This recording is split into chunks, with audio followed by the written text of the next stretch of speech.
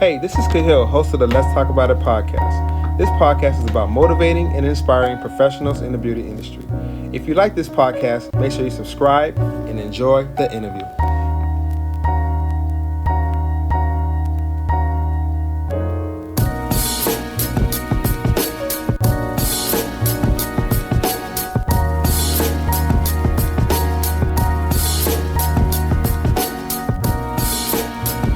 What's up, everybody, man? This is K the Barber to another episode of Let's Talk About It podcast, man. I am here today chopping it up with one of San Diego's sharpest talents. He's not just a barber, he's a brand. From luxury phase to A-list clientele, this man has turned his chair into a throne. Welcome to the mic, Anthony Mendoza, aka Luxury Cut. Appreciate you. What up, dog? How you doing today? Good. Yes, sir.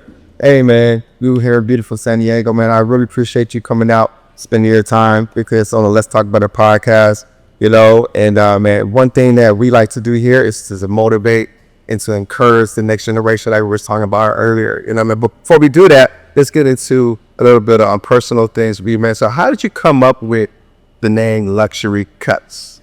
So before, when I started when I was 15, at first it was a joke. So I had, kind of some goofy names here and there. But then once I really started taking it serious, I was like, I need something that's going to stand out, not only as myself, but as a brand. And I feel like since I was very young, I was always thinking long term. And I needed something that people were going to know me for with the name that stands out. So that's when I came up with, you know what, let's do Luxury Cutzz. And even though I wasn't good, I knew that eventually I was going to become, that name. Because I wasn't that good back then, but I feel like now it goes with the name. Right. Yeah, right. Luxury Cutzz. No, I mean, I've been looking on your Instagram for a long time. Like I said, I've seen when you first started to now. Now, your cuts are very luxury right now. You know what I'm saying? So your name is definitely follow your talent. You was talking about just like being an A-list barber, right? And so like branding yourself as that A-list celebrity barber. What did it take for you to comp up? I think since I was very young, the whole A-list thing, I've been calling myself Luxury, the A-list barber. And even though I wasn't that A-list barber yet and that A-list celebrity barber, I was like, you know what? Let me keep it until I do become it. So I'm very big on manifestation. And if you believe something, it's going to happen. And I remember, when I remember having that name, I had no celebrities. My name wasn't really out there yet. And then it's just from like, boom, from one day to another, I got my first celebrity. I started getting attention. Everything started coming together. But I feel like it was me believing in myself that caused that. And then, I feel like it made it happen, quicker. Yeah. So that's cool. I like what you said, man, like believing in yourself. Yes. Right. I think that's one of the most important things in being a barber is believing in yourself. You know what I mean? When we first start off, but what's one thing as a barber you don't want to do? Mess somebody's hair up.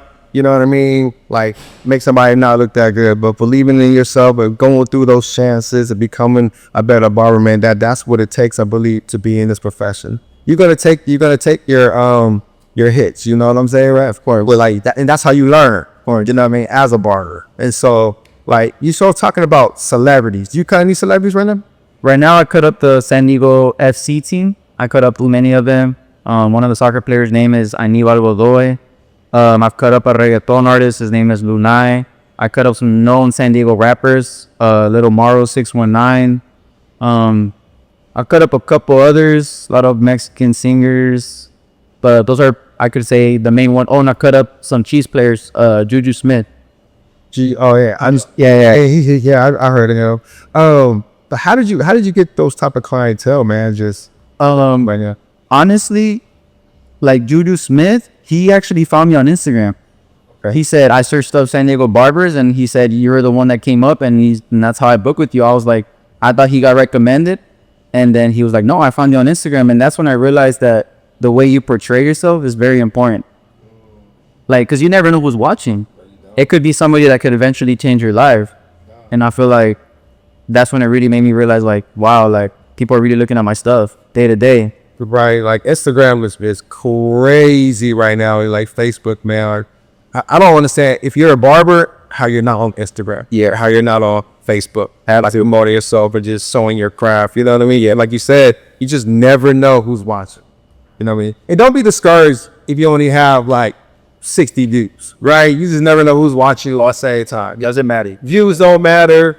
Likes don't matter. None of that stuff matter, man. Promote yourself on Instagram. Like my man said, you'll have NFL star players. You'll have San Diego FC players just calling you, knocking at your door. You know what I mean? So promote yourself on Instagram. That's the tool. You like to promote, I see. You got over 1,600 posts. Yes. Right? How does your lifestyle evolve over the years from face to full groom? I feel like just building those habits. So, you know, it's not, there was days where I didn't feel like posting, but I was like, you know what? I have to.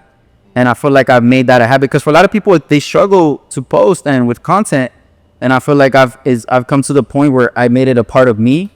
And I realized that me posting is the way that I'm going to make more money. Not just, you know, through the exposure, and just not, you never know who's watching, like I said. So I feel like along the years, they went from haircuts, not just showing my haircuts, but showing my lifestyle, my story. Because now I've come to the point where I can actually inspire. And I feel like when I use a lot of that, a lot of people can kind of relate to me and they kind of get motivated with that. As far as when I was starting, I didn't really have nothing to show. So I ain't gonna lie. I think for your birthday, I watched your whole story, bro. You posted from like when you woke up, right? Yes. Until like the evening. Yeah. And I watched the whole thing. I thought that was pretty dope as well because it was like, okay, my man is really like bringing us into his life and like what he's doing. Like you're more than just a barber though. You know what I'm saying? Like you have a life, you do have a lifestyle, you do like to do fun things and like, and I think that's important too, to show people like, you know, I was just a regular human being and just, you know, he's just a barber. You feel? And you can still have fun with this.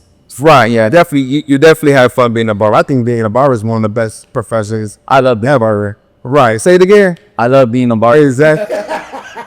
I can't complain. Oh man, I can't complain either, man. So with your personal standards, right? I can say that you're a perfectionist, right? How did you become such a perfectionist in your haircutting? I think since I was young, playing sports, I know a lot of people would call me crazy. Let's say I played the soccer, so when it came to training, I always believed in myself. If I just work a little extra harder, that's gonna be the extra detail that's gonna set me apart from everybody else. And I feel like even my mom, she installed that in me since I was very young. She always told me like, you know, you don't have to wait on nobody. If you want it, you're gonna do it. And I feel like from when I was very young till now, just staying focused throughout those years is what really brought me to where I'm at right now. Just staying focused, focusing on the details, and now I bring it into, you know, cutting hair, which is through details, discipline, showing up, everything. Because honestly, in this game, you can't cheat it. What you get in this game is from the work you put in. You're not gonna get stuff from, if you haven't put in work in, you're not gonna get it. So I feel like a lot of people see the results, but they don't really see the work that was put in behind the scenes. And even to this day. So how many hours a day do you put into barber? So let's say yesterday I was here from 10 all the way to 9 cutting hair. And then after that I go home, shower, and then I go to the gym. That's my daily routine. So 10 to 9 is it somewhere that's 11 hours? Yes. 11 hours of barbering like that. Yes. Does that include like content creating, or is that just straight barbering, spinning the chair around? So let's say yesterday I was like, I kind of feel like doing a design today. So I did a 2-hour gap to do a design. But around that, I'm still making money through my clients. So like that, I'm getting my money, but I'm getting content from my Instagram. So I kind of try to, you know, it's all balance for sure. Because if you do too much designs, you're not really going to make money. So you gotta balance it, because at the end of the day, we got to pay bills. Right. And that's one thing that actually Steve told me, owner of Calico's Barbershop. He told me, you're not going to survive off just doing designs for free all day. He told me that. And I was like, you know what? You're right. I never took it the wrong way. I was like, you're right. I got to get to work. I got to get my clientele up. And I feel like that's where I really learned that balance in life. Do you feel like a mentor has helped you with your career? For sure. Yeah, I've had really good mentors along my life. I feel that too, man. I think mentorship is everything when it comes to like anything, right? You're saying Barb. I had a really good mentor growing up. The name was John the Barber, rest in peace. You know, he told me like a lot of good things, right? And so like one of the things that I'm just with the missing right now was that the total like customer service and barbering is like the number one thing I feel. No, yeah. Person, of course, you know what I'm saying? It's like great customer service. You know, people. You know, you think about it. People drive by hundreds of barbershops just to get to you as a barber. I mean, so what are you gonna do with that client when they come to you and you gotta make them feel like come, right? You know what I mean? So yeah, man, it's just crazy that mentorship, man, and I still use that to this day. And I can tell right now that like you're implementing it into your profession, into your career. That mentorship is key. You know, what are some of the things that people don't really know about you? I feel like just the work ethic behind the scenes. I feel like a lot of people, they don't see that, you know, because you know on Instagram, you know, you can be whoever you want on Instagram, but I feel like behind the scenes, like I really put in those hours behind the chair, and not even just in the chair, but in my life, taking care of my body, with my family, with my girl. I feel like in order for me to be successful, not only as a barber, I need to make sure that my life behind the scenes is good too. And it takes a lot, you know, because it's not easy. And that's one thing I would say. You know, nothing in life is easy, but if you really want it, you're going to get it. Nothing in life is, especially in barbering. You know what I mean?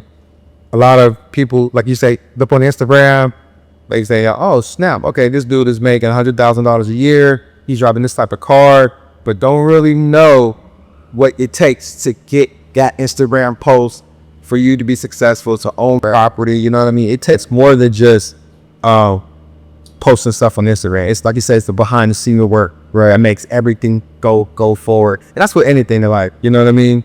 I know you're an entrepreneur now, like you own your own studio. Yeah, I said, like, I know you was telling me he's looking about a month or so. I get on open up your own barbershop. Yes. So tell us about that journey. So I've been working for many months now with not just me, but I have two partners. I've been working with them behind the scenes to build up the A-List brand. So what I did to build it up, right now we're about to open it up hopefully in the next month or so. But we had already had a barber battle. It's called the A-List Barber Battle. And I did that to kind of promote the brand, so people can start see what the name is, who the name is, who's behind it. And so, you know, I feel like me, when I do anything, it has to have a purpose. I don't just do it without just to do it. If I'm going to do something, I have to do it with purpose and with a plan. So now that event's over, people are wondering, oh, well, what's A-List? What's next for A-List? And that's when it's going to come in, us opening up the shop. But it's not going to be just opening up the shop and, oh, wow, like, what was that? No, they already kind of been hearing the name, me posting it, you know, and I feel like, you know, I have a lot of plans with it. Don't really want to say too much. Yeah, but I get it. You never tell people your secrets. Yeah. So like, what has been like one of the most difficult things of like starting to open up a barbershop? I think the most difficult things that people don't see is getting denied. I feel like a lot of times we go into something so strong and we fail and we think that's the end. But if anything, that's when we got to go even harder and try again. And this could be the second try, the third try, and fourth try where you could eventually get it. And that's one thing about me. I feel like I just don't know when to give up. I'm going to keep trying and trying until I get it. Eventually it's going to come. It's going to come. It is going to come. Like, with entrepreneurship, man, you're going to have a lot of fails. We have failures, but then you're going to have a lot of success. For example, the bad side, you have more failures than you are all for sure. You know what I mean? And so it's like, what are you going to do when you fail? Right? You're gonna be like, you know what? I'm done. You know, right? Or go dust yourself off. Keep going. Saggy jump into faith. You know what I mean? So, man, forget about those failures, bro. Keep going forward. Whatever you got going on. Nah, bitch, you know what I'm saying? I know it's gonna come to fruition. You know? I keep looking, but I keep like getting distracted, man, but all this blame behind me, man. You know what I mean? So tell me about some of these barber battles and stuff that you've been through. How many trophies have you won? So right now I have 40. 40, yeah. Okay. All the trophies. See this? Here are some of the important ones. This one right here is a Coachella Barber Fest. I did a 2v2. Me and my boy JB Faded, we won this on stage. It was a big crowd, you know. had like a whole intro. Like it was crazy. It was a whole show, but it was fun, and thank God we were able to win it. But all of these trophies, they all have a story. This one, I went to the Inland Empire. I won with my boy Wavy Chops, Cutzz up in over there by LA. This one too, right in LA. So it's a lot of stuff. But so Yeah, 40. What was your most difficult battle, you would say, that you won? the most difficult one, I feel like, was the San Diego Barber Expo. For the one, I think last year. Yeah, shout out to Angel Ruth DQ. You know, he's throwing that down last year. Oh, it's my sponsor, that the Barber Supply too. Oh yeah. Shout out, it's like, let's go. Right. So that was so why was that the most trip for you then? I feel like me winning that battle, and as far as a barber, it kind of really put me out there and kind of made a statement. Like, I'm not here for a short time, but I'm here for a long time. Because not only did I win the GOAT category, I also won the tag team with one of my boys, shout out MB Cutzz. And I feel like that was when everything started changing for me. Because everybody was like, who's this? Who's Luxury coming out of San Diego? And I feel like that's when really, like, my life started really changing, not, as far as my barbering career. And honestly, it was when I was the most scared, because like, you're in the city, Right. you know what I mean? You're competing against other city barbers, and you got to show who's that best of that day. And it's a lot of pressure for sure. But I went in, I was like, I got this. I was focused.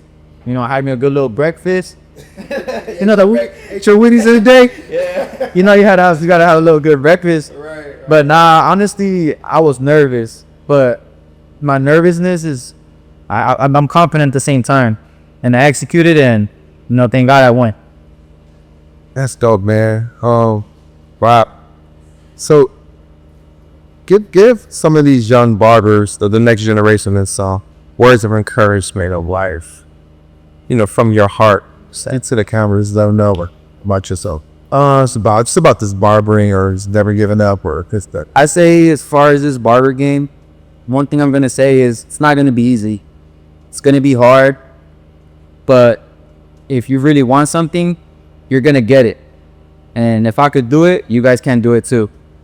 So I think that's pretty much what I could say. If I could do it, you guys can do it. Nothing is impossible. That is impossible, you guys. Hey, I'm 46 years old. I've been in this game for 21 years, almost since he's been born. You know what I mean? And like, literally, I own property. I had a barbershop for 10 years. You know what I mean? I've taught at some of the greatest colleges in San Diego, and like, it never stops. You know what I mean? Been an educator. It's just something to motivate you guys to the next level. Just never give up. Keep getting better at your craft. And don't turn down no clients. That's what I like to say. Don't take every single client that you could take, because that's how you're gonna get better. Get in the shop. Get in the shop. Stay in the shop. Don't just show 10 hours a day. Just be there, and people will come. Just trying to tell you. Is there a crazy request that anybody's asked you to do? Like, you're just like, bro, this is crazy. I don't know if I could do this. Oh, I don't want to do it. You know what I'm saying? For something. I remember one time I had this bald client. I remember he was asking me, he was like, hey, like, you give me this cut? And I'm like, looking at his head, I'm like, bro, I know, I could, I'm good at enhancements and stuff, but I don't know if I could, miss that. Right. I was like, I had to refer him to the units. I was like, you might want to go book with somebody that does a unit, because I was like, I don't know, would you wash it off? I'm pretty sure you're gonna come on. So I don't know. There's been a lot of weird requests. But I think those are the ones that they be making me laugh, or the ones that are kind of funny. They're like, "Oh, shape up the beard," but then they got like one little like you gotta make that ash line to make it look like not like they got a beard. Crispy. Yeah, right. Do you think the barber game has changed since you've been in the profession so far? I think for sure. I thought I came in the game when it was still like the new generation and the older generation. I feel like it was still I came in right in the middle, so I learned a lot from the OGs. That a lot of them were my mentors, but at the same time, I'm coming in with this new generation, learning a lot of these new techniques. So I feel like, yes, it definitely has changed. But I think as far as like being a barber, that's what it's about, keeping up with the trends and, what's popping right now. But I feel like I've been doing good, and as long as keeping up with everything, learning every year and not thinking I know everything, and always keeping my ears open and eyes open to see and hear. You never know what you can learn. Right, dude. So what have you learned this year? So this year, right now, what's coming up is the concealer. A lot of barbers are starting to use the concealer. Me personally, I only use the concealer when it comes to the designs. When you apply it inside the design, it matches you get a concealer that matches the scalp, and it just makes it pop. But for me, that's about it. As far as the lineup and everything, I'll use the lineup pencil here and there. But I think the biggest thing this year that really changed the game, in changing the game right now, is the whole concealer and the enhancements. 'Cause even back then, I remember enhancements, you would get made fun of for using enhancements. Like back then, I feel like if you were crispy naturally, that was like, people would look up to you. And now I feel like it's kind of changing. Like, The audience is more, it's more push. more push this, the more natural look. Concealer. So for myself, I heard it was like, what are some of the brand names seals that you use? So right now, I've been using like the Revlon concealer. Also, I've been using my boy's Chippy the Barber. He came up with a concealer brand. I've been using that too. But I've just been messing with it, seeing what works for me, what doesn't, what brushes work for me. It's just testing things out, and just messing up and learning. And I feel like eventually you're gonna get good at it. I saw somebody using it. I gotta try that, because not everybody's doing it. And if I don't do it, I gotta keep up with them too. So even though I'm a crispy barber, I'm always trying to make sure learning things. So I feel like that's a big game changer this year. The concealer. I'm about to check that out. Yeah. I haven't used it yet. Yeah. Yeah, that's true. So you say the Revlon? The Revlon? Revlon. Or my boy Chippy the Barber, he has his own brand too.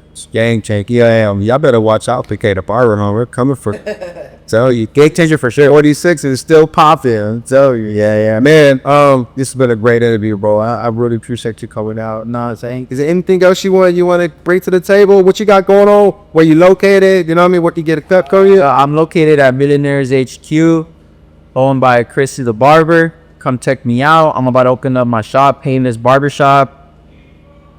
2025 about to be a big year. 2026 about to be even bigger year. So stay tuned. This is only the beginning. All right, man. Hey, Luxury Cutzz, bro. I appreciate you coming out, man. Thank you for having me. Thank you. Seriously. Yeah, man. All right. Okay, the Barber. Hey, don't forget to subscribe to this podcast. You got Let's Talk About a Podcast. So Instagram is on all platforms. All right. So Spotify, and it's on Apple Podcasts. Once again, K the Barber with Luxury Cutzz. We out.